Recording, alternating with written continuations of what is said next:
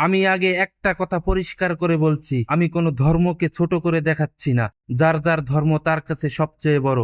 কোরআন হোক, গীতা হোক, বাইবেল হোক, সবই মানুষের বিশ্বাস। কিন্তু আজ আমি বলবো এক ভয়ঙ্কর সত্যি কথা। কিছু হুজুর মাওলানা আজ রাজনীতির জন্য গীতা পাঠ করছেন পূজার মঞ্চে।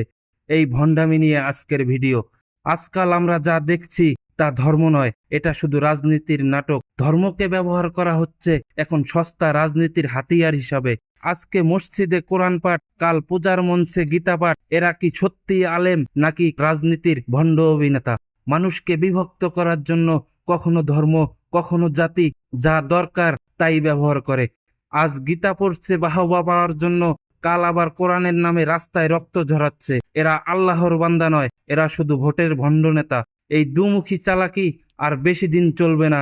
মানুষ জেগে উঠেছে, মানুষ বুঝে গেছে কোরআন হোক বা গীতা, আল্লাহর বাণী কিংবা ভগবানের বাণী, এসব নিয়ে রাজনীতি করা মানে শুধু প্রতারণা।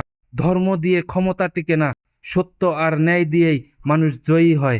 আজ তাই আমাদের সবার প্রশ্ন, হুজুর আপনি কি সত্যি আল্লাহর বান্দা নাকি শুধু ভোটের ভণ্ড নেতা?